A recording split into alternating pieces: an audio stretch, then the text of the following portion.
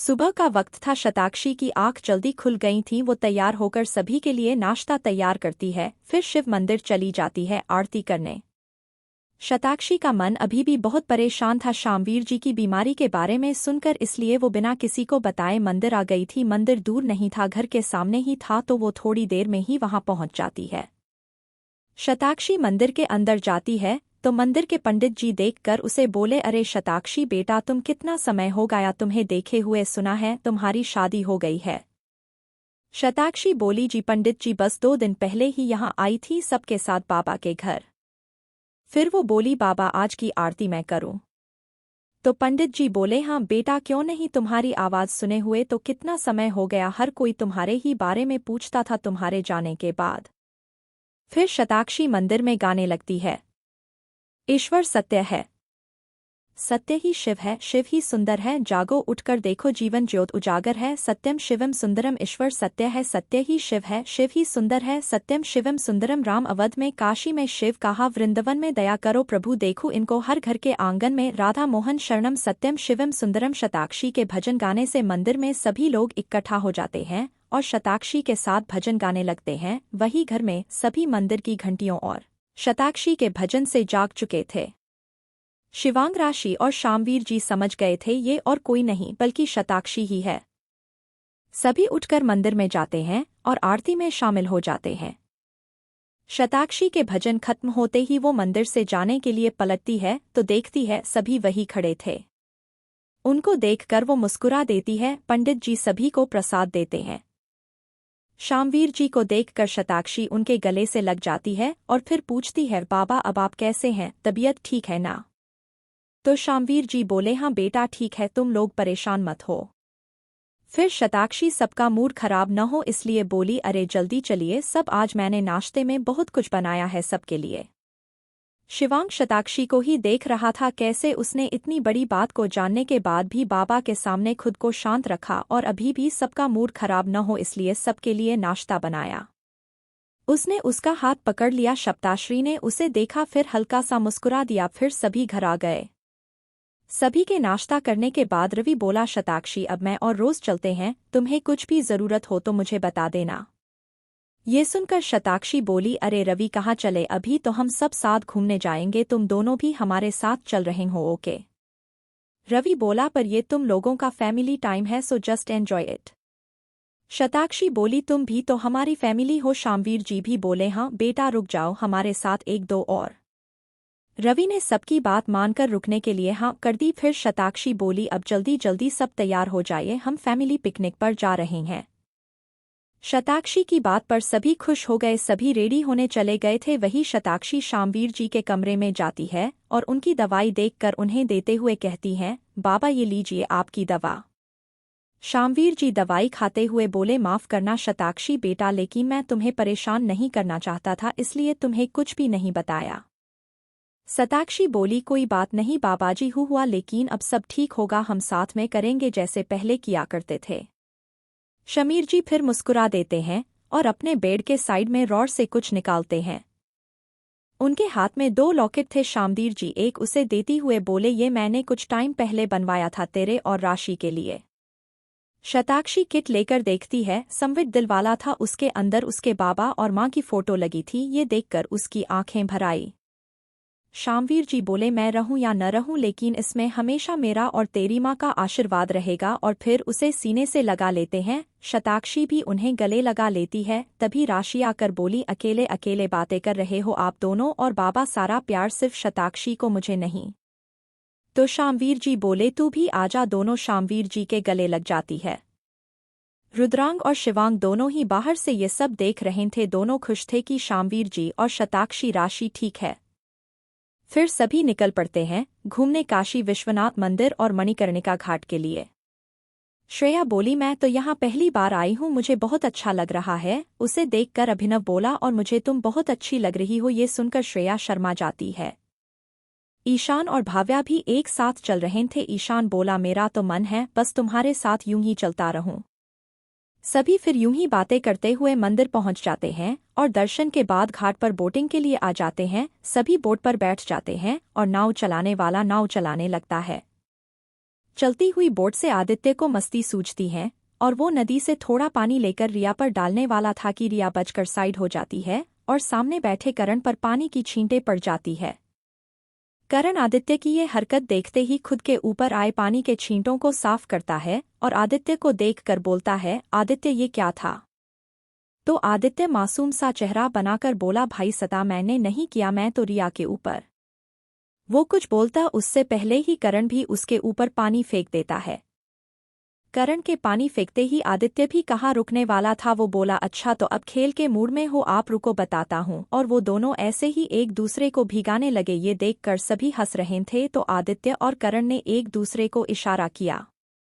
फिर पानी सब पर फेंकने लगे। सभी ये देखकर एक दूसरे के साथ पानी से खेलना शुरू कर देते हैं। शामवीर जी और शिवांग सभी को आराम से बैठकर मुस्कुराते हुए देख रहे थे। शामवीर जी शताक्षी को हंसता खेलता देख शिवांग से बोले, तुमने जब शताक्षी से शादी की थी जबरदस्ती तो मुझे बहुत गुस्सा आया था और डर भी लग रहा था कहीं मेरी बच्ची को कुछ हो न जाए, लेकिन जब मैंने उसे तुम्हारे घर में खुश देखा तो मुझे लगा कि ये सब खुद भगवान शिव की मर्जी थी, जिसे मैं तो क्या कोई भी नहीं रोक सकता था। फिर शिवांग को देखकर बोले, बस मेरी बच्ची का यूं ही ख्याल रखना, पता नहीं मैं कब तक जिंदा रहूं। शिवांग ठंडी आवाज में बोला, आप बिल्कुल चिंता मत कीजिए बाबा, मैं हूं ना। फिर दोनों मुस्कुरा देते हैं और सभी को देखने लगते हैं। रात का वक्त था, सभी लोग घूमकर घर वापस आ चुके थे। ईशान बोला, हाँ मैं तो बहुत थक गया, बहुत नींद आ रही है। तो करण बोला, हाँ मैं भी बहुत ज्यादा थक गया। श्रेया आधी नींद में बोली, अभिनव चलो सोने चले। अभिनव बोला, हाँ चलो, सभी अपने अपने कमरे में सोने चले जाते हैं। शताक्षी भी शामवीर जी को दवाई देकर उन्हें सुलाकर कमरे में आ जाती है। शिवांग कमरे में ही था, खिड़की से आती चांद की रोशनी उसके चेहरे पर पड़ रही थी। वो चांद को देख रहा था, तभी उसे एक कॉल आता है। फोन की आवाज सुनकर शिवांग फोन उठाता है तो सामने से आवाज आती है, हेलो शिवांग सर। तो शिवांग बोला, हाँ रजत बोलो, क्या हुआ, इतनी रात को फ़ोन किया? तो रजत बोलो, सॉरी सर आपको इतनी रात को फ़ोन करने के लिए, पर आपको कल अर्जेंट ही हमारे क्लाइंट जॉनसन से मिलने आना पड़ेगा। शिवांग बोला, मगर मीटिंग तो तुम हैंडल करने वाले थे ना? तो रजत बोलो, सर मिस्टर जॉनसन अब कॉन्ट्रैक्ट के लिए हाँ नहीं कह रहे हैं। यहाँ सारे शेयर होल्डर्स परेशान हैं, उनके अचानक किए फैसले से शेयर होल्डर्स आपसे बात करना चाहते हैं। अगर आप नहीं आए तो मिस्टर जॉनसन कॉन्ट्रैक्ट साइन नहीं करेंगे और ये डील हमारे लिए बहुत बड़ी है, इससे हमारी कंपनी के शेयर्स जल्दी बढ़ेंगे। Please sir try to understand, you have to come. Shivang लंबी आह भरते हुए बोला, ठीक है मैं कल सुबह ही अमेरिका आता हूँ। इतना बोलकर वो फोन रख देता है, मगर ये बात दरवाजे पर खड़ी शताक्षी सुन लेती है। शिवांग पीछे मुड़कर देखता है तो उसे शताक्षी दिखती है। शताक्षी उसके पास आ जाती है और उसके सीने पर सर रखकर उसे गले लगाते हुए थकान भरी आवाज में बोली, आप जा रहे हो?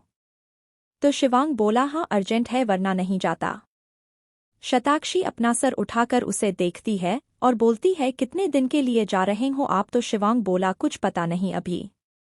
शताक्षी वापस उसके गले से लग जाती है और कुछ नहीं कहती है। शिवांग भी उसके सर पर हाथ फेरता है और चांद को देखने लगता है।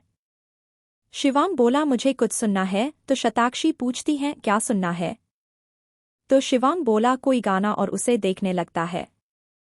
शताक्षी उसे देखकर मुस्कुरा देती है। फिर दोनों रूम की बनी बालकनी में जाकर बैठ जाते हैं। शताक्षी शिवांग के सीने पर सर रख कर बैठी थी और शिवांग उसे पकड़कर बैठा था। दोनों चांद को देख रहे थे। शताक्षी गाना शुरू करती है, लग जा गले, हंसी रात। लग जा गले की फिर ये हंसी रात हो न हो, शायद फिर इस जन्म में मुलाकात हो न हो। लग जा गले की फिर ये हंसी रात हो न हो, शायद फिर इस जन्म में मुलाकात हो न हो। लग जा गले, हमको मिली हैं आज ये घड़ियां, नसीब से हमको मिली हैं आज ये घड़ियां, नसीब से जी भर के देख लीजिए हमको करीब से, फिर आपके नसीब में ये बात हो न हो, शायद फिर इस जन्म में मुलाकात हो न हो। लग जा गले, पास आइए कि हम नहीं आएंगे बार बार, पास आइए कि हम नहीं आएंगे बार बार। बाहे गले में डाल के हम रो लें जार जार आंखों से, फिर ये प्यार की बरसात हो न हो, शायद फिर इस जन्म में मुलाकात हो न हो। लग जा गले की फिर ये हंसी रात हो न हो, शायद फिर इस जन्म में मुलाकात हो न हो। लग जा गले। रात यूं ही दोनों एक दूसरे की बाहों के आगोश में बिता देते हैं। अगली सुबह सभी नाश्ता कर रहे थे। रवि बोला, अंकल शताक्षी आज मैं और रोज जा रहे हैं वापस लंदन। राशि बोली, क्या इतनी जल्दी? तो रवि बोला, हाँ, मुझे ऑफिस से कॉल आया था, वहाँ मेरा बहुत काम पेंडिंग पड़ा है। उसकी बात सुनकर शताक्षी और किसी ने भी कोई जिद नहीं की उसे रोकने के लिए। तभी अभिनव बोला, वैसे जाना तो हमें भी है वापस, माँ सा बड़ी माँ और बाबा वहाँ अकेले है, कंपनी का काम भी देखना है, तो जाना पड़ेगा वापस अब। रुद्रांग बोला, हाँ, तो फिर आज की ही टिकट कर देते हैं। शताक्षी बोली, मैं राशि और बाबा के साथ ही रुकूंगी यहाँ कुछ दिन। उसकी बात रुद्रांग समझ गया था तो वो बोला, मैं भी आपके साथ ही रुकूंगा भाभी सा। शताक्षी उसे बोलती है, नहीं रुद्रांग, वहाँ तुम्हारी जरूरत है, तुम जाओ। तो रुद्रांग बोला, भाभी सा, मैं जैसे शिवांग भाई सा का भाई हूँ वैसे ही आपका भी तू हूँ, आपको यूं अकेला छोड़कर कैसे जा सकता हूँ। शताक्षी उसकी बात पर मुस्कुरा देती है और उसे रुकने के लिए मना नहीं करती है। राशि उन दोनों की बातें ही सुन रही भी द्वांग कितनी केयर करता था शताक्षी की, वो खुद को लकी समझ रही थी कि उसे स्वाग जैसा प्यार करने वाला इंसान मिला। शिवांग नाश्ता करने के बाद आदित्य से बोला, आदित्य तू मेरे साथ अमेरिका चल रहा है मीटिंग के लिए। ये सुनकर आदित्य बोला, पर भाई सा यूं अचानक क्यों? तो वो बोला, रात को रजत का फोन आया था, मीटिंग में कुछ दिक्कत हो गई है, हमें हैंडल करने जाना पड़ेगा। तो आदित्य सारी बात समझकर ठीक है बोल देता। फिर शिवांग अभिनव और करण से बोला, तुम दोनों सभी को वापस राजस्थान ले जाना और रुद्रांग, शताक्षी, बाबा और राशि का ध्यान रखना, मैं कोशिश करूंगा जल्दी आने की। सभी अपनी पैकिंग करते हैं और सभी एयरपोर्ट से अपनी अपनी जगह के लिए निकल जाते हैं। रुद्रांग भी सभी को सी ऑफ करके वापस घर आ चुका था। रात भी हो गई थी। राशि, रुद्रांग, शताक्षी और शामवीर जी साथ ही बैठे थे। घर को देखकर राशि बोली, कितना सूना सूना लग रहा है, घर सब साथ थे तो कितना अच्छा लग रहा था। ये सुनकर शताक्षी भी बोली, हाँ सही कहा राशि तूने। रुद्रांग बोला, कोई नहीं भाभी सा, मैं हूं ना। शताक्षी और राशि मुस्कुरा देते हैं। शिवांग के अमेरिका जाने के बाद शताक्षी को बहुत अकेला फील होने लगा, ऊपर से प्रेगनेंसी के की वजह से और शामवीर जी की बीमारी की चिंता की वजह से बहुत उदास रहने लगी थी। रुद्रांग से ये सब देखा नहीं गया तो वो शताक्षी का मूड ठीक रखने के लिए राशि के साथ खाने की चीजें लाया करता था। दोनों ने तो होने वाले बच्चे के लिए खिलौने और कपड़े लाने भी स्टार्ट कर दिए थे। सभी रात को मिलकर डिनर करते और फिर बातें करते। शताक्षी घर पर बैठे बोर हो जाती थी, इसलिए बनारस के ही क्लिनिक में काम करने लगी थी। शिवांग को गए हुए 1 महीना होने वाला था। शताक्षी रोज दिन में एक बार उससे बात किया करती थी, मगर शिवांग अमेरिका में काम में इतना बिजी हो गया था कि वो शताक्षी से ठीक से बात नहीं कर पाता था। शताक्षी को बहुत बुरा लगता था मगर कुछ कहती नहीं थी किसी से। अब वो भी रुद्रांग और राशि उसकी चिंता न करे इसलिए हंसने लगी थी। 1 महीने बाद बनारस शताक्षी क्लिनिक से घर वापस आ रही थी। राशि अपने ऑफिस गई थी और रुद्रांग किसी काम से बाहर गया हुआ था।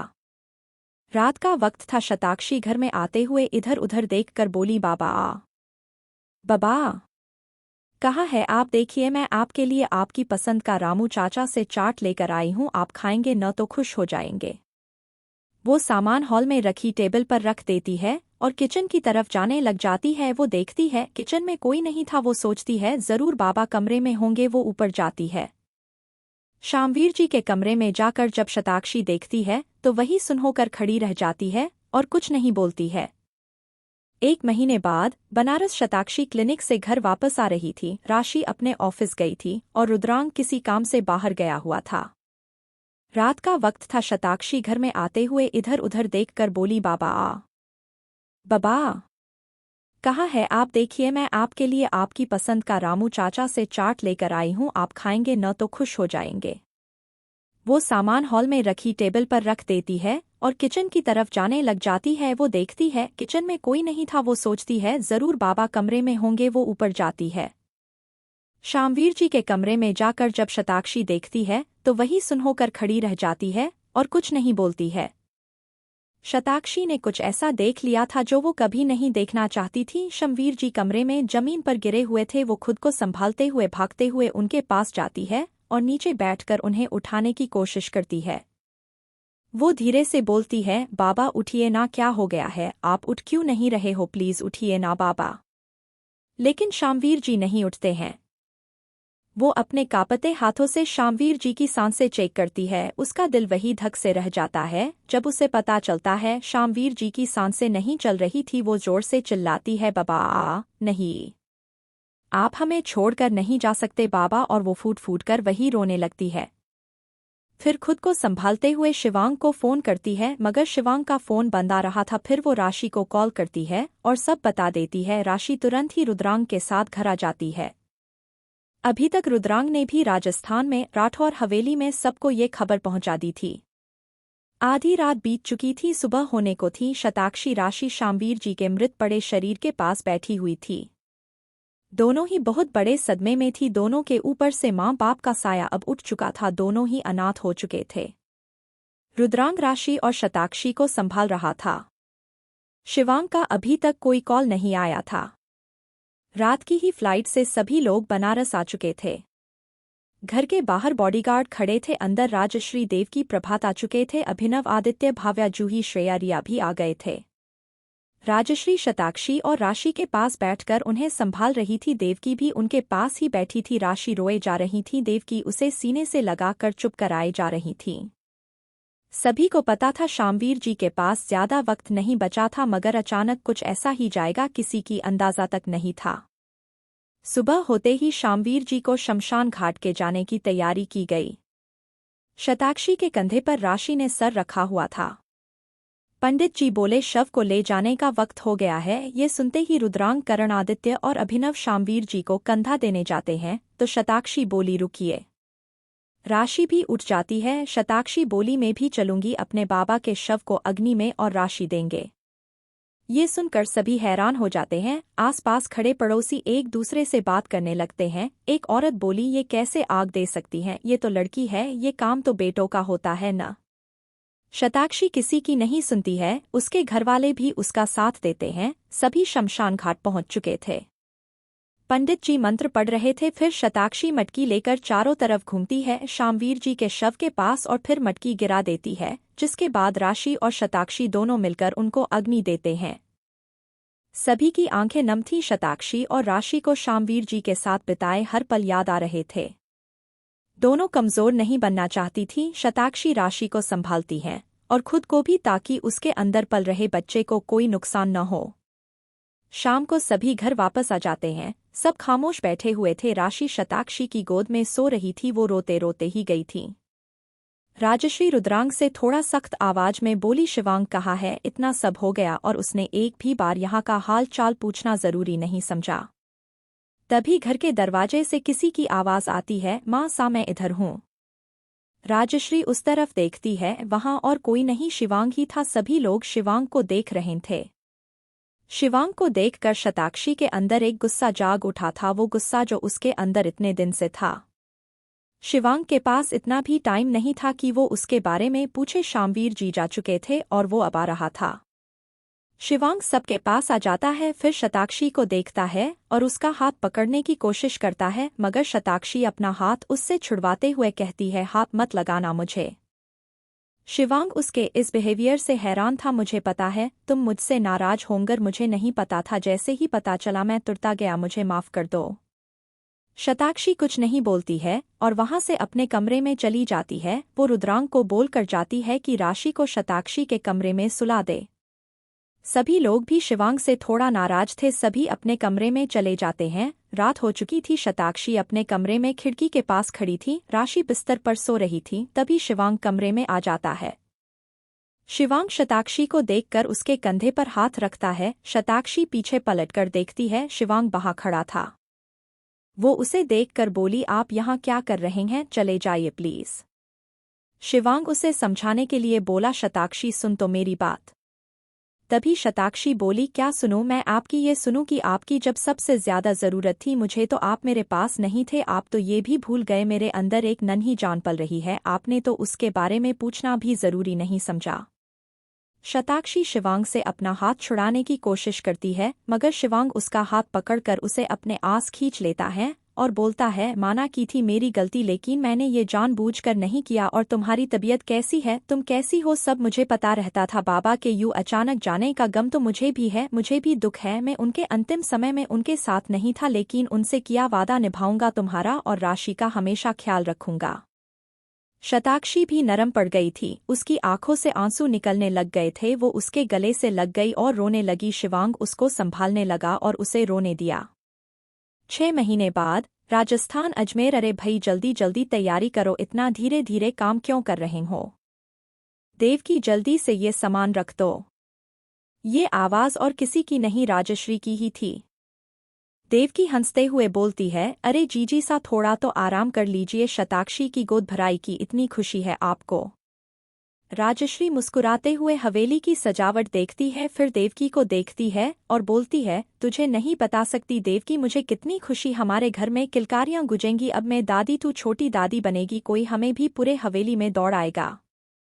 कितने महीनों बाद घर में खुशियां होंगी। शामवीर जी के जाने के बाद तो जैसे हमारी बिंदनी शताक्षी हंसना ही भूल गई थी, लेकिन अपने बच्चे की खुशी ही ऐसी होती है, देखना वो कैसे फिर से मुस्कुराने लगेगी। देवकी बोली, हाँ जीजी ऐसा जरूर होगा। ये बातें श्रेया, रिया, जूही, भाव्या सुन रहे थे। श्रेया बोली, शताक्षी भाभी सा फिर से हंसने लगे। बस भाव्या भी बोली, हो भाभी सा ऐसा ही हो, सभी शताक्षी की खुशी मांग रहे थे। वही शताक्षी के कमरे में शताक्षी बिस्तर पर बैठी हुई थी। ये उसका 8वां महीना चल रहा था, उसका पेट भी अब दिखने लगा था और वो कोई फाइल पढ़ रही थी। तभी उसके कमरे में कोई आता है और कहता है, शताक्षी बस भी कर, कितना काम करेगी, चल कुछ खा ले अब। ये और कोई नहीं, राशि ही थी। जब से शामवीर जो गए थे, शिवांग राशि को हवेली ही ले आया था ताकि वो अकेली न रहें और शताक्षी को भी अकेला न लगे। राशि की बात पर शताक्षी एकदम धीमे से बोली, हाँ बस थोड़ी देर राशि।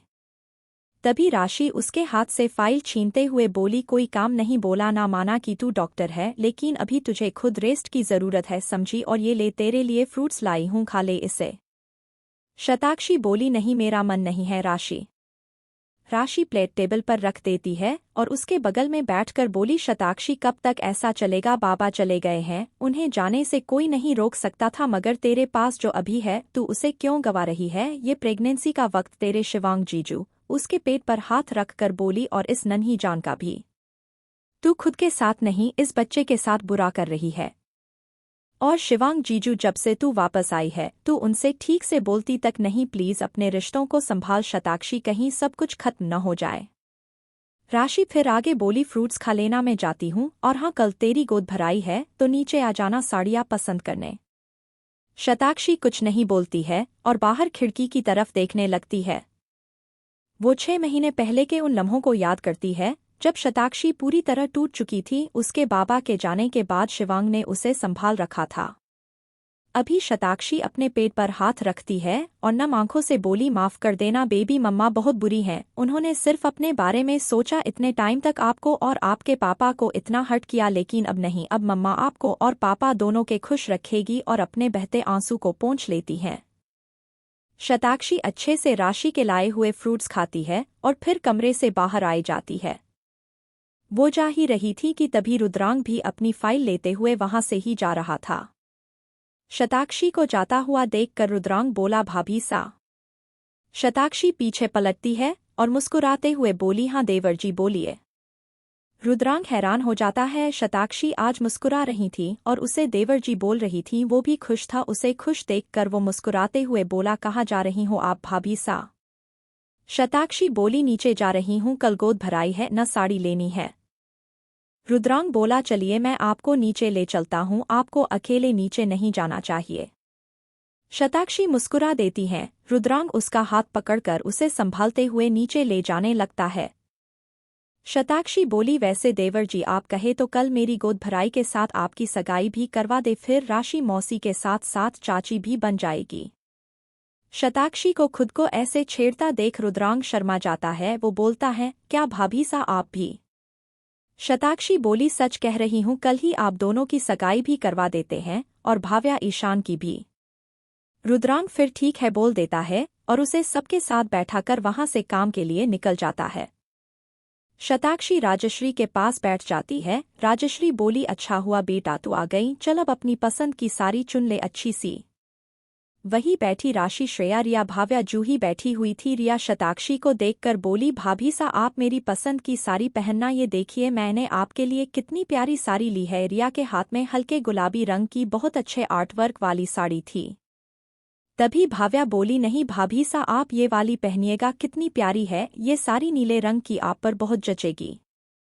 सभी एक एक करके उसे साड़ी दिखाने लगे। शताक्षी दर्द में बोली, आहन।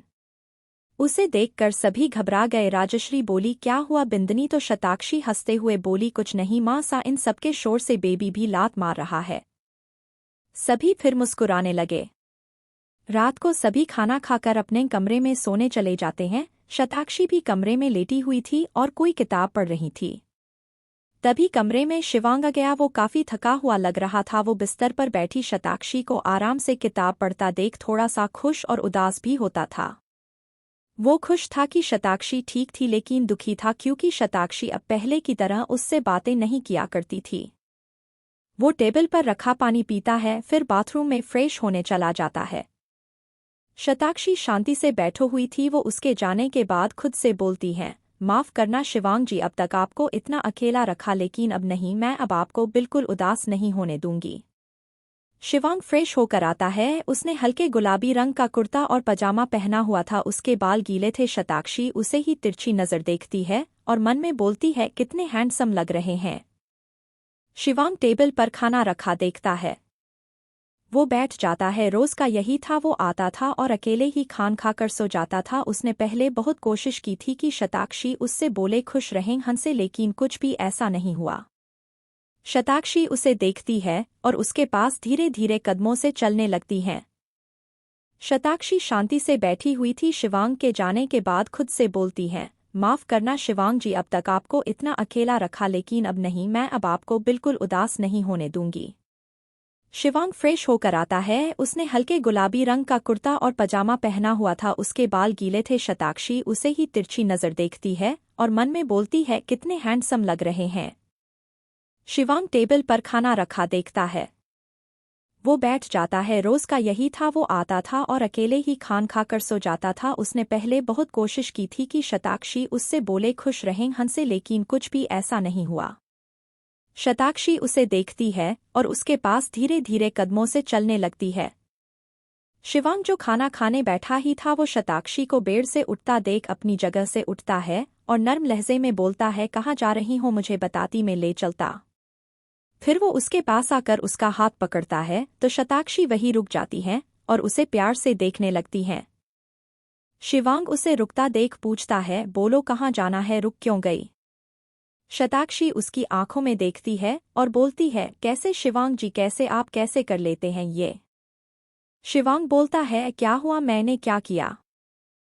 तो शताक्षी बोली, मेरी इतनी परवाह आप कैसे कर लेते हो आप? मैंने आपके साथ इतने दिनों तक कितना रूड बिहेव किया था, आपको अपने नजदीक तक नहीं आने देती थी। शिवांग उसकी बात सुनकर वो दिन याद करता है जब शताक्षी बनारस से राजस्थान आ गई थी। शताक्षी बैठी हुई थी और अचानक ही उसे खांसी होने लगती है, तो शिवांग उसे जल्दी से पानी देता है, मगर शताक्षी उसके हाथ से पानी न लेकर खुद से ही लेकर पी लेती है और रात को उसकी उल्टी तरफ मुंह कर सोती थी। उसे ठीक से देखती तक नहीं थी। शताक्षी उन दिनों को याद करके बोली, मैंने पता नहीं क्यों उस छोटी सी बात को इतना बड़ा बनाया, मुझे माफ कर दीजिए शिवांग जी। शिवांग उसके बहते हुए आंसू को पोंछकर बोला, मुझे पता था तू ज्यादा टाइम तक म्हारे से नाराज नहीं रह सकती थी, मुझे पता था तुझे बाबा के जाने का गम था और उस वक्त मैं थारे पास नहीं था, मुझे माफ कर दे। शताक्षी उसके गले लग जाती है और दोनों एक दूसरी की इन दूरियों को खत्म कर देते हैं। तभी शताक्षी को अपने पेट में कुछ महसूस होता है। वो जल्दी से दूर होकर शिवांग का हाथ अपने पेट पर रखती है। शिवांग जब बच्चे की हलचल महसूस करता है तो वो बहुत खुश हो जाता है। वो बोलता है, ये तो किक मार रहा है। शताक्षी बोली, हाँ, शायद उसे भी पता है उसके पापा हैं यहाँ।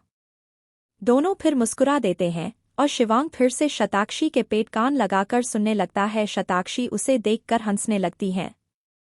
अगली सुबह अजमेर राठौर हवेली में शताक्षी के गोद भराई की तैयारी चल रही थी। सभी लड़कियां शताक्षी को तैयार कर रही थी। शताक्षी गुलाबी चुन्नी और पीले रंग की बहुत सुंदर कढ़ाई की हुई साड़ी पहनी थी। उसने अपना श्रृंगार कर रखा था। वो बहुत ही खूबसूरत लग रही थी। प्रेगनेंसी में उसका निखार और बढ़ गया था। राशि अपनी आंखों से काजल निकालकर उसके कान के पीछे लगाकर बोली, किसी की नजर लगे, बहुत सुंदर लग रही है। शताक्षी मुस्कुरा देती है। श्रेया बोली, राशि जी अब आप भी जाइए तैयार होने, आपकी और भाव्या की सगाई है आज। राशि ये सुनकर शर्मा जाती है। तभी उनके कमरे में शिवांग आता है। वो तो शताक्षी को देखकर ही खो जाता है और बोलता है, हाय कितनी प्यारी लग रही है। रिया जो वही खड़ी थी शिवांग को देखकर बोली, अरे शिवांग भाई सा आप वहाँ क्या कर रहे हैं, यहाँ आकर भाभी सा को देखिए। उसकी बात पर सब हंस देते हैं और शिवांग चेप जाता है। शिवांग बोला, मैं यहाँ वो राशि को कुछ देने आया था उसकी सगाई के लिए। राशि चौंकते हुए बोली, मुझे क्या शिवांग जीजू? शिवांग उसके पास आकर उसे एक डब्बा देता है जिसमें गहने का सेट था। शिवांग बोला, मेरी तरफ से तोहफा, तुम अब मेरी साली जी नहीं मेरी भाई की बीवी बनोगी इसलिए। राशि बोली, नहीं जीजू मैं आपसे ये कैसे ले सकती हूँ। तो शिवांग बोला, तुम मेरी छोटी बहन हो, ये मैं नहीं एक बड़े भाई का आशीर्वाद है उसकी छोटी बहन के लिए। राशि की आंखें नम हो गई थी। वो बोली, थैंक यू जीजू, बाबा के ना होते हुए भी आपने उनकी कमी महसूस नहीं होने दी इतने दिनों तक। शताक्षी भी कुर्सी से उठती है और उसे साइड हग करती है, फिर शिवांग को देखकर मुस्कुरा कर बोली, ये है ही इतने प्यारे। सभी मुस्कुरा रहे थे। फिर सभी नीचे शताक्षी को लेकर जाते हैं। उसकी गोद भराई के लिए सभी लोग नीचे उसी का इंतजार कर रहे थे। राजश्री मुस्कुराते हुए उसे सबके सामने बैठा देती हैं। औरतें गीत गाना शुरू करती है। श्रेया, रिया, राशि, भाव्या और जूही डांस करती है गाते हुए। तेरे सपनों का संसार संवरने वाला है, सुना है आसमां से चांद उतरने वाला है, अपने आंगन में सितारों को सजाए रखना, अपनी गोद में बहारों को बिछाए रखना, हाँ एक नन्हा सा मेहमान आने वाला है, हाँ एक नन्हा सा मेहमान आने वाला है। गीत खत्म होते ही सभी लड़कियां शताक्षी पास जाकर हंसने लगती हैं। सारी औरतें शताक्षी गोद भराई का तोहफा देती है। रस्म पूरी होने के बाद सभी खुश थे। तभी देवकी बोली, अरे लड़कियों जल्दी करो, राशि भाव्या को तैयार करके लाओ। ईशान और रुद्रांग भी तैयार होकर आ चुके थे। दोनों ने बहुत ही प्यारे कुर्ते पहने थे। दोनों ही बहुत हैंडसम लग रहे थे। करण, अभिनव और आदित्य रुद्रांग के और ईशान के कंधों पर हाथ रख कर बोलो, चलो अब तुम दोनों भी शामिल हो ही गए हमारे टीम में, और हंसने लगे। तभी ईशान और रुद्रांग की नज़र सामने सबके साथ आती हुई राशि और भाव्या पर पड़ती है। राशि ने क्रीम कलर का और भाव्या ने हल्के नीले रंग का लहंगा पहना हुआ था। दोनों ही बहुत सुंदर लग रही थी। दोनों को देखकर ईशान और रुद्रांग खो ही गए थे। तभी आदित्य रुद्रांग को और करण अभिनव ईशान को छेड़ते हुए बोले, अरे बस बस देख लेना आराम से, दोनों बाद में जितना चाहो तुम्हारी है। तो रुद्रांग और ईशान दोनों उनकी बात सुनकर छेप जाते हैं और बाकी हंसने लगते हैं। वही शिवांग शताक्षी के साथ था। शताक्षी सभी को साथ देखकर खुश थी और शिवांग उसे देखकर। रुद्रांग राशि को और ईशान भाव्या को अंगूठी पहनाते हैं। सगाई की रस्म होते ही सभी तालियां बजाते हैं। सभी की खुशी आज दुगनी थी। तभी सारी लाइट्स ऑफ हो जाती हैं। सभी लोग हैरान हो जाते हैं। ईशान और रुद्रांग की नज़र सामने सबके साथ आती हुई राशि और भाव्या पर पड़ती है। राशि ने क्रीम कलर का और भाव्या ने हल्के नीले रंग का लहंगा पहना हुआ था। दोनों ही बहुत सुंदर लग रही थी। दोनों को देखकर ईशान और रुद्रांग खो ही गए थे। तभी आदित्य रुद्रांग को और करण अभिनव ईशान को छेड़ते हुए बोले, अरे बस बस देख लेना आराम से, दोनों बाद में जितना चाहो तुम्हारी है। तो रुद्रांग और ईशान दोनों उनकी बात सुनकर छेप जाते हैं और बाकी हंसने लगते हैं। वही शिवांग शताक्षी के साथ था। शताक्षी सभी को साथ देखकर खुश थी और शिवांग उसे देखकर। रुद्रांग राशि को और ईशान भाव्या को अंगूठी पहनाते हैं। सगाई की रस्म होते ही सभी तालियां बजाते हैं। सभी की खुशी आज दुगनी थी। तभी सारी लाइट्स ऑफ हो जाती हैं। सभी लोग हैरान हो जाते हैं। तभी अचानक हॉल के बीचों बीच स्पॉटलाइट पड़ती है, जहां जूही गुलाबी लहंगा पहने हुए बैठी थी और म्यूजिक चालू होता है, मैया यशोदा ये तेरा कन्हैया। तभी वहां करण भी आ जाता है और आगे गाना शुरू होता है, मैया यशोदा ये तेरा कन्हैया पकड़े हैं पनघट पे, मेरी कलड्यां तंग मुझे करता है, संग मेरे लड़ता है हाय। करण गाने के साथ साथ जूही की चुनरी पकड़कर उसे रोक लेता है। दोनों की नोक-झोंक से भरा ये डांस देखकर सभी हंस रहे थे और तालियां बजा रहे थे। डांस खत्म होता है। थोड़ी देर बाद सभी मेहमान भी जा चुके थे। वहीं दूसरी तरफ राजवीर और विश्वजीत एक साथ बैठे हुए थे। राजवीर गुस्से से बोला, विश्वजीत हम कब तक ऐसे ही बैठे रहेंगे, कितना वक्त बीत गया है, क्या चल रहा है तुम्हारे दिमाग में। विश्वजीत कातिल मुस्कान के साथ बोला, बस बस आज रात और कल सबका सुख चैन छीनने वाला है। पता नहीं क्या चल रहा था विश्वजीत के मन में, क्या सोच रहा था वो जिससे अनजान था राजवीर भी।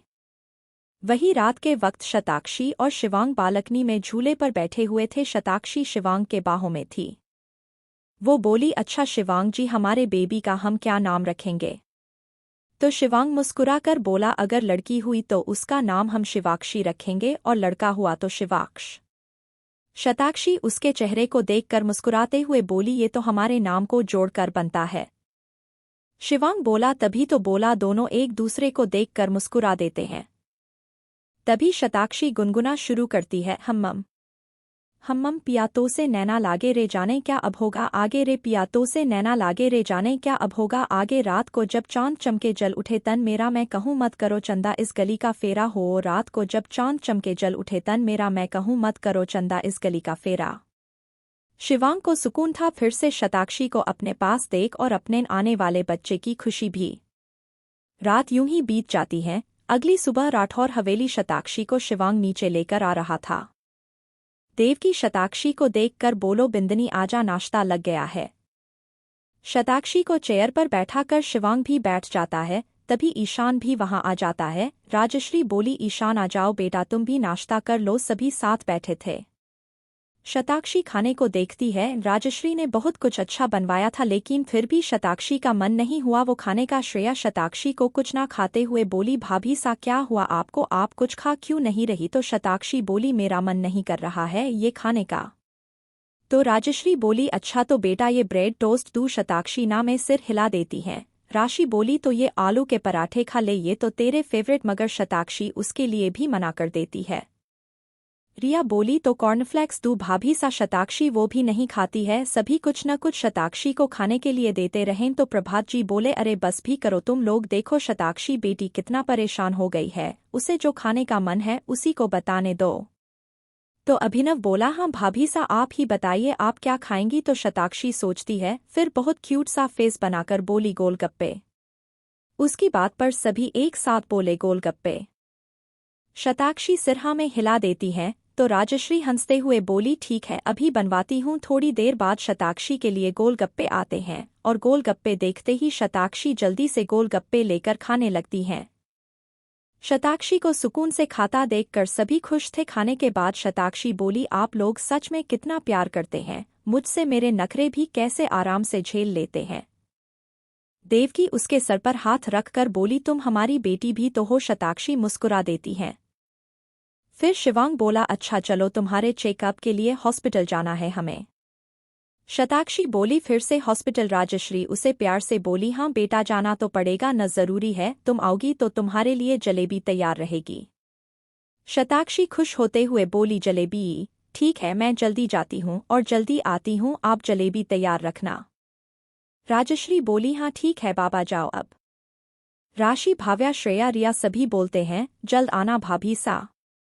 शताक्षी शिवांग के साथ जाते हुए उन्हें साथ देखते हुए मुस्कुरा देती हैं। शिवांग दरवाजे से आगे जा चुका था। शताक्षी दरवाजे पर खड़े होकर एक बार फिर सबको देखती है।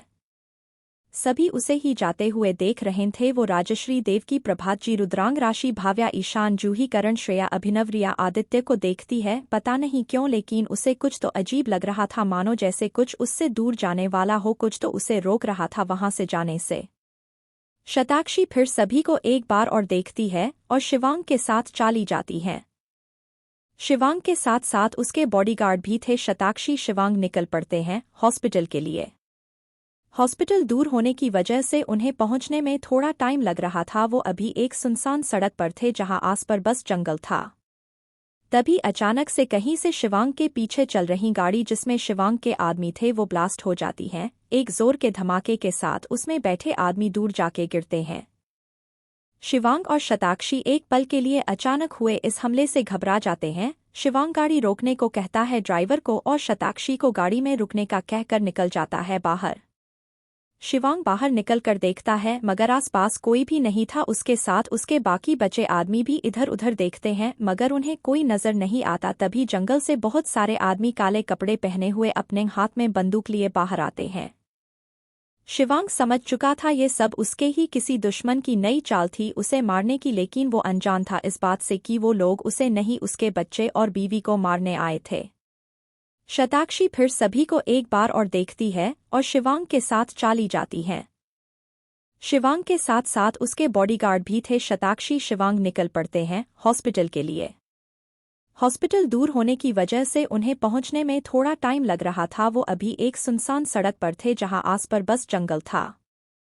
तभी अचानक से कहीं से शिवांग के पीछे चल रही गाड़ी जिसमें शिवांग के आदमी थे वो ब्लास्ट हो जाती है। एक जोर के धमाके के साथ उसमें बैठे आदमी दूर जाके गिरते हैं। शिवांग और शताक्षी एक पल के लिए अचानक हुए इस हमले से घबरा जाते हैं। शिवांग गाड़ी रोकने को कहता है ड्राइवर को और शताक्षी को गाड़ी में रुकने का कहकर निकल जाता है बाहर। शिवांग बाहर निकलकर देखता है मगर आसपास कोई भी नहीं था। उसके साथ उसके बाकी बचे आदमी भी इधर उधर देखते हैं मगर उन्हें कोई नजर नहीं आता। तभी जंगल से बहुत सारे आदमी काले कपड़े पहने हुए अपने हाथ में बंदूक लिए बाहर आते हैं। शिवांग अपने पास रखी बंदूक अपने कुर्ते से निकाल लेता है। उसके साथ उसके आदमी भी उन आदमियों से लड़ने के लिए तैयार थे। उन आदमियों ने एक दूसरे को इशारा किया और गन पॉइंट पर कर चला दी, लेकिन शिवांग खुद को गन से बचा लेता है और पेड़ के पीछे जाकर जल्दी से छुप जाता है और वहां से गोली चलाता है। दोनों तरफ से नॉन स्टॉप गोलियां चल रही थीं। शिवांग की गोलियां खत्म हो चुकी थी। वो सामने आता है और एक एक को अपने हाथ से मारना शुरू कर देता है। वही शताक्षी बहुत घबरा गई थी कि कहीं शिवांग को कुछ हुआ ना हो। वो निकलना चाहती थी मगर अपने बच्चे के बारे में सोचकर वही बैठी रहती हैं। शताक्षी खुद से बोली नहीं, मैं इधर बैठे नहीं रह सकती, और अपने पर्स से फ़ोन निकालकर जल्दी से कोई नंबर डायल करती है। सामने से फ़ोन उठाते ही किसी की आवाज़ आती है, हेलो।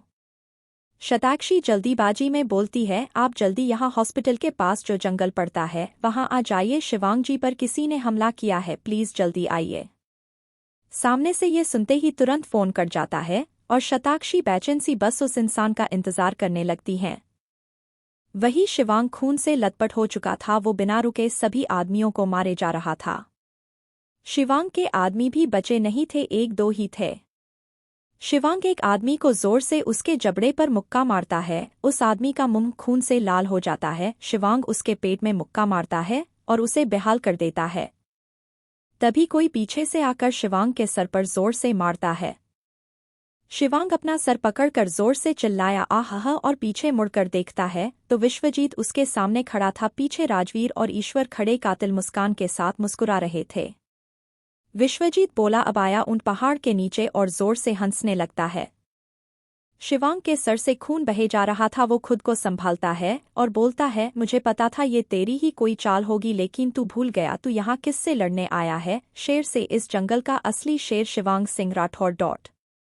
शिवांग की आवाज़ एक असली शेर के दहाड़ने जैसी थी जिससे वहां खड़े सभी लोगों की रूह कांप गई थी। राजवीर आगे आते हुए बोला, अरे रे, क्या हालत हो गई है? आज शेर की हर बार बच जाता है तू, लेकिन इस बार नहीं। इस बार तेरा खेल यही खत्म हो जाएगा। राजवीर इधर उधर देखते हुए बोला, अरे तेरी बीवी कहाँ है? सुना है माँ बनने वाली है, 8वां महीना चल रहा है। फिर हंसते हुए बोला, अफसोस, तू अपने बच्चे को कभी देख नहीं पाएगा। फिर अपने साथ आए आदमियों को बोलो, जाओ उसे लेकर आओ। शिवांग गुस्से से दहाड़ते हुए बोला, वही रुक जा, अगर तूने मेरी बीवी को हाथ तक लगाया तो मैं तुझे जिंदा नहीं छोड़ूंगा। विश्वजीत बोला, तू जिंदा रहेगा तो कुछ करेगा ना, और वो उसके पास जाने ही वाला था कि एक आवाज़ आती है जोर से, शिवांग जी। वो आवाज़ शताक्षी की थी। वो सामने खड़ी थी। राजवीर बोला, लो ये तो खुद ही आ गई। शिवांग चिल्लाया, शताक्षी तुम जाओ यहाँ से। शताक्षी उसके पास आकर बोली, नहीं, मैं अब आपको छोड़कर कहीं नहीं जाऊंगी। शताक्षी उसके पास आती उससे पहले ही राजवीर के आदमी उसका हाथ पकड़ लेते हैं। शताक्षी अपना हाथ छुड़वाते हुए बोली, छोड़ो मेरा हाथ, जाने दो मुझे। शिवांग गुस्से से बोला, छोड़ उसे, और उसके पास आगे बढ़ता उससे पहले ही राजवीर शताक्षी के सर पर गन रख देता है। शिवांग वही रुक जाता है। राजवीर बोला, वही खड़े रहो शिवांग सिंह राठौर, वरना तुम्हारे सामने अभी इसकी लाश होगी। शिवांग बोला, राजवीर छोड़ दें शताक्षी को, तेरी लड़ाई मुझसे है ना, तो मुझसे लड़, उसे कुछ मत कर। विश्वजीत बोला, बहुत हुआ अब ये बातें करना, अब असली खेल शुरू होगा। तभी बादल गरजने लगते हैं। बारिश बहुत जोरों से होने लगी थी। विश्वजीत शिवांग को बुरी तरह से मारने लगता है और शताक्षी खुद का हाथ छुड़ाने की कोशिश करती हुई रोती हुई शिवांग का नाम पुकारे जा रही थी। राजवीर हंसते हुए सब देखे जा रहा था। शिवांग के सर मुंह से खून बहने लगा था। वो विश्वजीत से दर्द में कराहते हुए बोला, शताक्षी को छोड़ दे, जाने दे। विश्वजीत बोला, ऐसा सोच भी कैसे लिया तूने शिवांग सिंह? तूने मेरे बीवी बच्चे को मारा था तो इसे कैसे जाने दूँ? वो शताक्षी की तरफ पलटता है और उसके पास कदम बढ़ाने लगता है। शताक्षी बारिश में पूरी तरह से भीग चुकी थी, उसकी आंखें लाल हो चुकी थी। रो रो कर विश्वजीत उसे देखकर बोला, बेचारी, उसकी सजा तुझे मिलेगी।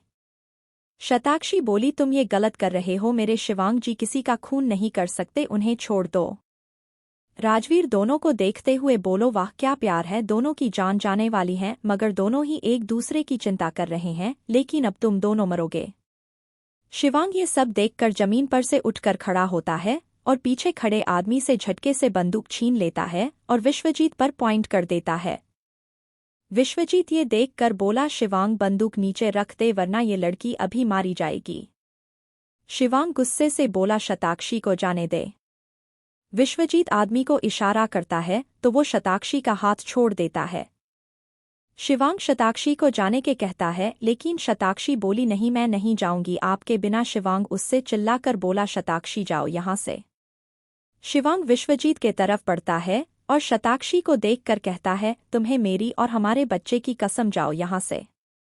शताक्षी रोते रहती हैं और अपने कदम धीरे धीरे पीछे करने लगती हैं और शिवांग को एक बार देखकर बोली, शिवांग जी वादा करिए आप सही सलामत वापस आएंगे, मुझे आपका इंतजार रहेगा मुझे आपका।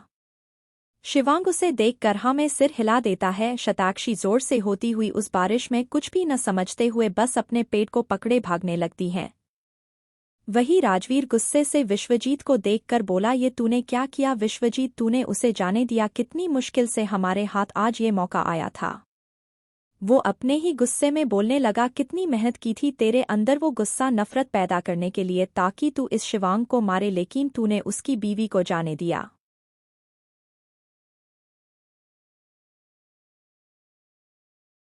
विश्वजीत कुछ न समझते हुए बोला, नफरत गुस्सा तूने भरी, इसका क्या मतलब है राजवीर? तो राजवीर कुछ न समझते हुए बोल पड़ा, मतलब ये कि तेरी बीवी और बेटे को मैंने ही मरवाया था मेरे बाप के साथ मिलकर। विश्वजीत ये सुनकर उसे गुस्से से देखता है और उसका कॉलर जाके पकड़ लेता है। वो बोला, तूने मेरी बीवी को मारा था। विश्वजीत का गुस्सा देख राजवीर अपना कॉलर उससे छुड़वाते हुए बोला, किसी काम का नहीं तू, तेरी हमने इतनी मदद की और तूने क्या किया, सारा काम बिगाड़ दिया। विश्वजीत गुस्से से चिल्लाते हुए राजवीर से बोला, क्या बिगाड़ा था तेरा मैंने, तूने मेरा परिवार मुझसे छीन लिया। और वही जमीन पर गिर जाता है, उसने अभी तक उसका साथ दिया था जो उसके बीवी बच्चे का कातिल था। वो चिल्लाता है आ और रोने लगता है। तभी गोली के चलने की आवाज आती है। विश्वजीत जमीन पर लेट गया था, शिवांग ने उस पर गोली चलाई थी और वो मर चुका था। राजवीर ये देखकर अपने आदमियों से बोला, नलायकों क्या कर रहे हो तुम लोग, पकड़ो इसे। उसके आदमी शिवांग को पकड़ते, लेकिन शिवांग उसके आदमी को बहुत बुरी तरह मारने लगता है और फिर ईश्वर की तरफ देखता है और बोलता है, तेरा किस्सा आज मैं खत्म कर ही दूंगा। और एक आदमी की लाश के पास से तलवार उठाता है और ईश्वर की तरफ बढ़ने लगता है। शिवांग इस वक्त बहुत खूंखार लग रहा था, बारिश का पानी उसके चेहरे पर पड़ रहा था, उसके हाथ से खून रिस रहा था। वो ईश्वर के तरफ बढ़ता है तो ईश्वर डर कर बोलता है, नहीं नहीं, मुझे कुछ मत करना, छोड़ दो, मैंने ये सब नहीं किया, ये तो सब उस विश्वजीत ने किया था। शिवांग उसकी एक नहीं सुनता है और वो तलवार उसके गर्दन पर जोर से मारता है और ईश्वर का सर और धड़ दोनों एक दूसरे से अलग हो जाते हैं। ये सब राजवीर दूर से देख रहा था। वो चिल्लाया, पापा। शिवांग राजवीर की तरफ देखता है और उसकी तरफ बढ़ने लगता है। राजवीर ये देखकर घबरा जाता है और भागने वाला था कि शिवांग उसका पीछे से कॉलर पकड़कर खींच लेता है और उसका गला कसकर दबा देता है। राजवीर ये देखकर बहुत डर जाता है। शिवांग बोला, तेरी वजह से आज तक मेरा परिवार सहता रहा, तूने उन्हें मारने की कोशिश की, मैं तुझे जिंदा नहीं छोड़ूंगा। राजवीर अब खुद को नहीं बचाता है, उसे पता था वो अब नहीं बच पाएगा और वो हंसते हुए बोला, तू मुझे भले ही मार दे शिवांग सिंह, लेकिन तेरी बीवी नहीं बच पाएगी, मेरे आदमी उसके पीछे ही गए हैं और अब तक उन्होंने उसे खत्म भी कर दिया होगा, तू आखिरकार हार ही गया शिवांग सिंह राठौर। शिवांग चिल्लाते हुए बोला, मैं तुझे नहीं छोड़ूंगा और उसका गला दबा देता है। राजवीर कुछ ही देर में अपना दम तोड़ देता है। शिवांग अपने आसपास देखता है, उसके आसपास बस लाशें थी। आज उसके सारे दुश्मन खत्म हो गए थे, लेकिन फिर भी वो खुश नहीं था, उसके प्यार की जान खतरे में थी। वो चिल्लाता है, शताक्षी मैं कुछ नहीं होने दूंगा तुम्हें, आ रहा हूं मैं। तभी वहां 4-5 गाड़ियां एक साथ आती है, जिसमें से करण, रुद्रांग, आदित्य, अभिनव और ईशान उतरते हैं। वो लोग आसपास देखते हैं और समझ जाते हैं यहाँ क्या हुआ होगा। वो शिवांग के पास भाग कर जाते हैं। रुद्रांग बोला, भाई सा। शिवांग रुद्रांग और बाकी सबको देखकर बोला, रुद्रांग तू आ गया। शताक्षी, उसे ढूंढना होगा, उसकी जान खतरे में है, मुझे जाना होगा। और वहां से जंगल के अंदर शताक्षी को ढूंढने चला जाता है। रुद्रांग और बाकी सब भी शिवांग के पीछे चले जाते हैं। शिवांग पागलों की तरह शताक्षी को आवाज लगाते हुए ढूंढे जा रहा था। वो लोग भागते हुए ही जंगल के उस हिस्से में आ गए थे जहां पर आखिर में एक बहुत बड़ी खाई थी। शिवांग खुद से ही नम आंखों से बोला, शताक्षी कठे से तू, मैं थारे को कुछ नहीं होने दूंगा। शिवांग के पीछे रुद्रांग आते हुए बोला, भाई सा, भाभी सा यहाँ कहीं नहीं है। शिवांग बोला, कहा है तू शताक्षी? तभी उसे कहीं से चीखने की आवाज आती है। वो आवाज और किसी की नहीं, शताक्षी की ही थी। शिवांग बोला, ये आवाज ये तो शताक्षी की है, और उस तरफ भागने लगता है जहां से आवाज आई थी। वहां पहुंचने पर वो बस देखकर वहीं रुक जाता है। शताक्षी खाई के कोने के हिस्से पर खड़ी थी। उसके सामने आदमी बंदूक लिए खड़े थे और शताक्षी अपना पेट पकड़े हुए बोली, मुझे जाने दो प्लीज। उसकी हालत बहुत खराब थी। शिवांग जब तक शताक्षी के पास पहुंचता, एक जोर की चीख के साथ शताक्षी खाई से फिसलकर गिर जाती है। शिवांग बस शताक्षी को खाई से नीचे गिरते हुए देखता रहता है और जोर से बोला, शताक्षी। एक जंगल था, शाम होने को थी, बारिश बहुत तेज हो रही थी। वहीं एक आदमी बहुत बेहाल था। वो परेशान हालत में किसी को पुकारे जा रहा था। वो चीख रहा था, चिल्ला रहा था, मगर जिसे वो ढूंढ रहा था उसे कहीं नहीं मिला। तभी वो एक खाई के पास पहुंचता है जहां एक लड़की खड़ी थी। वो प्रेग्नेंट थी, उसकी आंखें लाल थी, उसके बाल बिखरे हुए थे। वो उस आदमी को देखते हुए ही उस खाई में गिर जाती है और वो आदमी बस उसे गिरता हुआ देख लाचार सा चिल्लाता रहता है। वो उसका हाथ पकड़ने की कोशिश कर रहा था मगर उसका हाथ नहीं पहुंच पाया उस लड़की तक, और वो आदमी एक जोर की चीख के साथ शताक्षी नाम चिल्लाते हुए नींद से उठ जाता है। वो आदमी कोई और नहीं, शिवांग था, जिसे उस सपने में शताक्षी नजर आई थी। उसके सर पर पसीने की बूंदें उभर आई थी।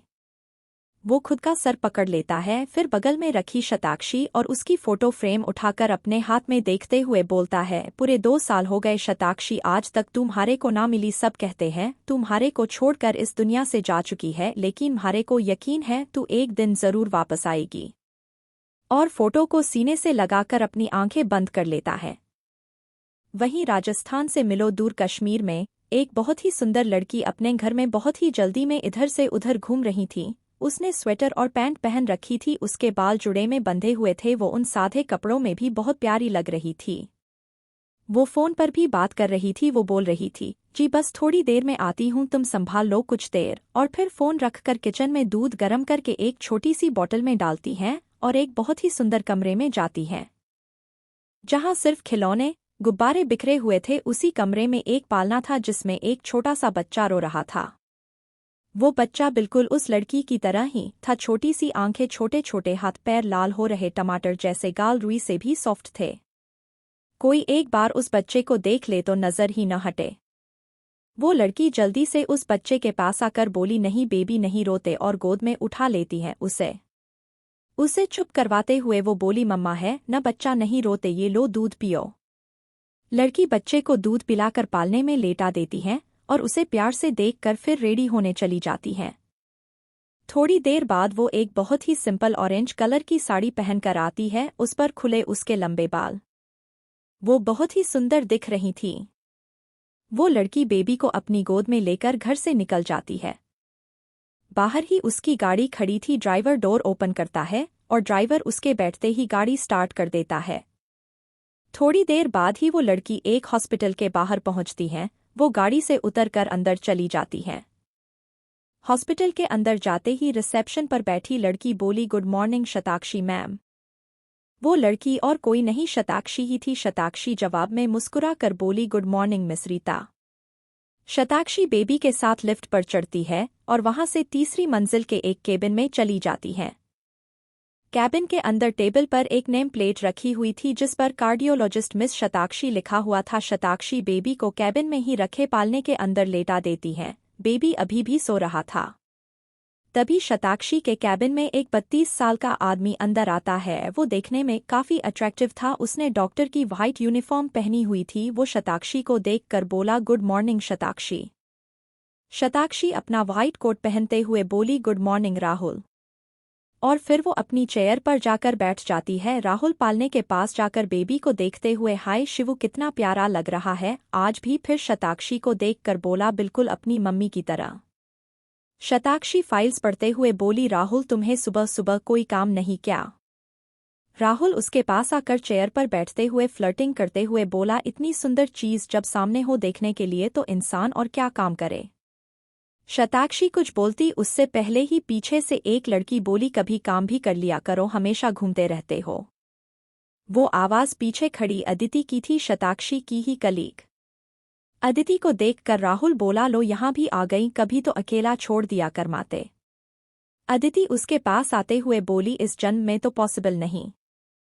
ये सुनकर तीनों हंस दिए। फिर शताक्षी बोली, धीरे बोलो शिवाक्ष उठ जाएगा। अदिति खुसफुसाते हुए बोली, हाँ हाँ धीरे बोलो। राहुल बोला, शताक्षी देखो ना आज कितना अच्छा मौसम है, बाहर बर्फ भी पड़ी है, रात को कहीं डिनर पर चलें साथ में। तो अदिति भी बोली, हाँ सही बोला तुमने राहुल, बहुत मजा आएगा। शताक्षी बोली, सॉरी गाइज मुझे आज एक इम्पोर्टेंट ऑपरेशन के लिए जाना है तो आज तो नहीं हो पाएगा, और शिवाक्ष को भी रात को इतनी ठंड में मैं बाहर नहीं ले जा सकती।